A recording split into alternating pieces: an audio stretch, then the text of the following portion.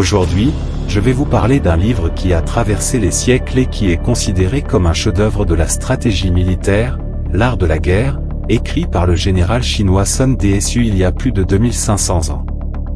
Ce livre est composé de 13 chapitres, qui traitent chacun d'un aspect de la guerre, tels que la planification, le terrain, l'attaque, la défense, le feu, l'espionnage, etc.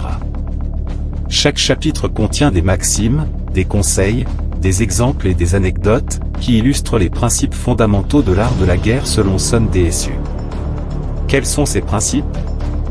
Je vais vous les présenter un par un, en les regroupant par thème, et en les commentant brièvement. Le premier thème concerne la préparation à la guerre. Sun Tzu nous enseigne que la guerre est une affaire sérieuse, qui concerne la survie et la prospérité d'un État. Il dit, la guerre est d'une importance vitale pour l'État, c'est le domaine de la vie et de la mort, la voie qui mène à la survie ou à l'anéantissement. Il est donc impératif de l'étudier attentivement. Il nous dit aussi que la guerre doit être menée avec intelligence, et non avec violence. Il dit, l'art suprême de la guerre, c'est de soumettre l'ennemi sans combattre. Pour cela, il faut connaître son ennemi et se connaître soi-même, savoir exploiter les faiblesses et les erreurs de l'adversaire, utiliser la ruse et la surprise, et éviter les affrontements directs et coûteux. Il dit, si tu connais l'ennemi et que tu te connais toi-même, tu n'as pas à craindre le résultat de 100 batailles.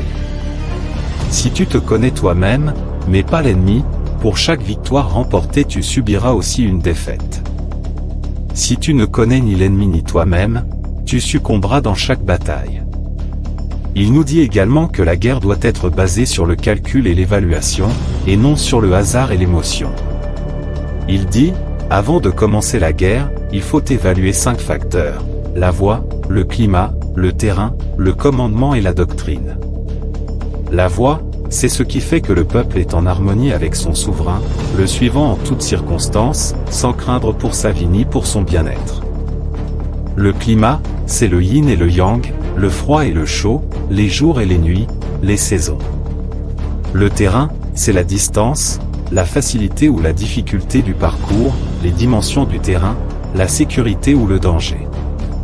Le commandement, c'est la sagesse, la sincérité, la bienveillance, le courage, la discipline. La doctrine, c'est l'organisation, la hiérarchie, le contrôle, la logistique. Celui qui connaît ces 5 facteurs sera victorieux. Celui qui ne les connaît pas sera vaincu. Le deuxième thème concerne la conduite de la guerre. Sun Tzu nous enseigne que la guerre doit être adaptée aux circonstances, et non aux règles. Il dit, selon les circonstances, adapte-toi au changement, et tu seras capable de faire face à l'ennemi. Pour cela, il faut être flexible et créatif, savoir varier ses stratégies et ses tactiques, et profiter des opportunités offertes par le terrain, le climat, le moral, etc. Il dit, l'art de la guerre repose sur la tromperie. Par conséquent, lorsque tu es capable, fais croire que tu es incapable. Lorsque tu es prêt, fais croire que tu ne le es pas. Lorsque tu es proche, fais croire que tu es loin. Lorsque tu es loin, fais croire que tu es proche. Offre un appât à l'ennemi pour le leurrer, fais semblant d'être désordonné pour le sonder, simule l'infériorité pour l'inciter à l'arrogance, feins le retrait pour l'attirer, évite ses forces principales et frappe ses points faibles. Il nous dit aussi que la guerre doit être conduite avec efficacité, et non avec gaspillage. Il dit, il n'y a pas de plus grande calamité qu'une guerre prolongée. Pour cela, il faut être rapide et décisif, remporter la victoire avec le minimum de pertes, et ne pas s'attarder sur le terrain conquis. Il dit, la meilleure politique dans la guerre, c'est de prendre intact le pays de l'ennemi, et non de le détruire. Prendre intact une armée ennemie, une brigade, un bataillon ou une compagnie, c'est mieux que de les anéantir. Prendre intact un détachement, une section ou un escadron, c'est mieux que de les anéantir.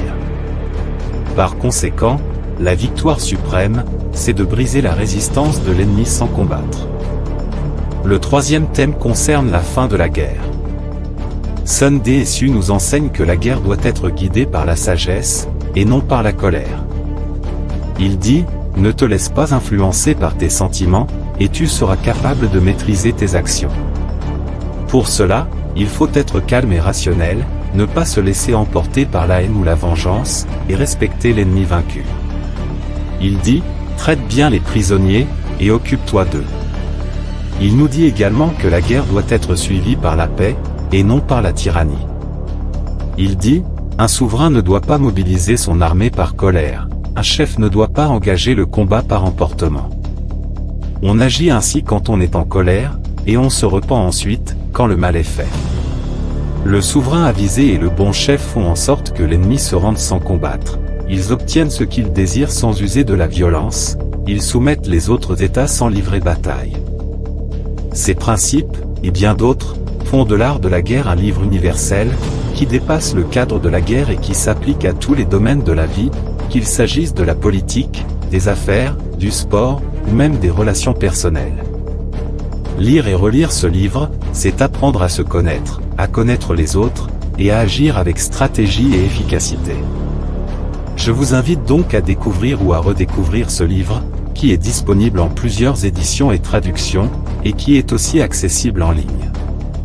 Vous y trouverez des leçons de sagesse, qui vous aideront à faire face aux défis et aux conflits de notre monde moderne.